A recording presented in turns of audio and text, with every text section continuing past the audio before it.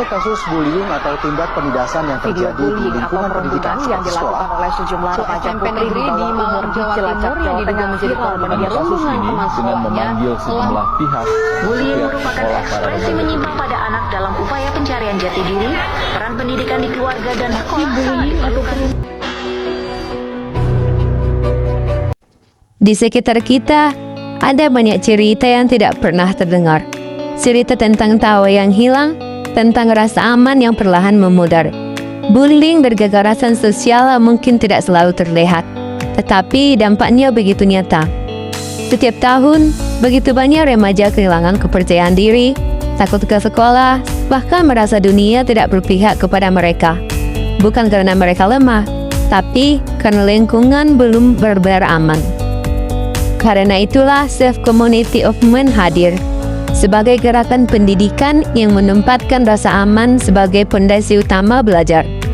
Gerakan ini mengajak sekolah, PKBM, dan seluruh komunitas untuk membangun lingkungan yang bebas bullying, penuh empati, dan mendukung perkembangan sosial peserta didik.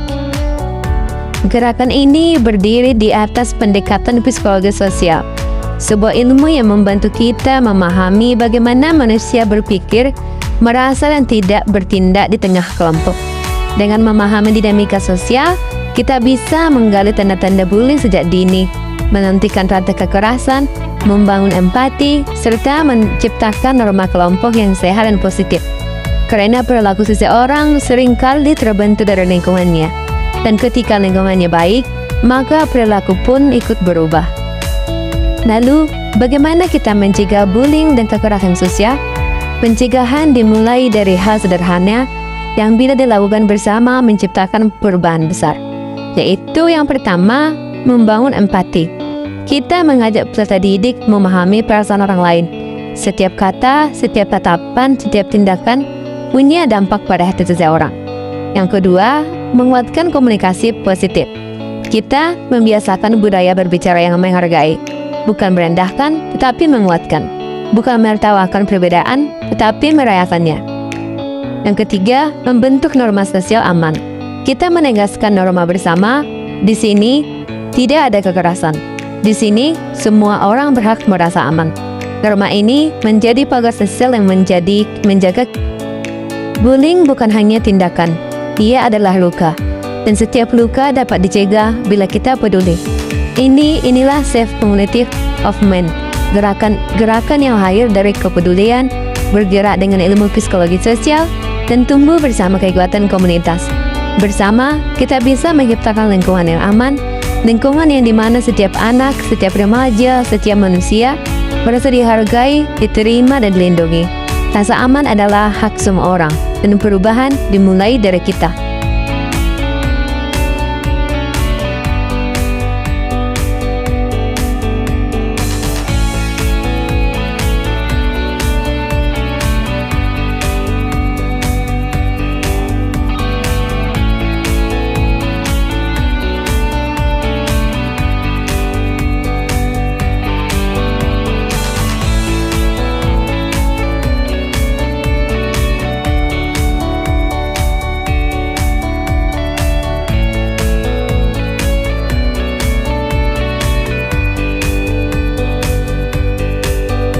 Halo sahabatku, kali ini saya akan memberikan edukasi tentang bullying.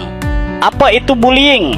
Bullying adalah perilaku agresif yang dilakukan secara berulang-ulang terhadap seseorang yang lebih lemah, baik secara fisik maupun psikis. Jenis-jenis bullying. 1. Verbal bullying.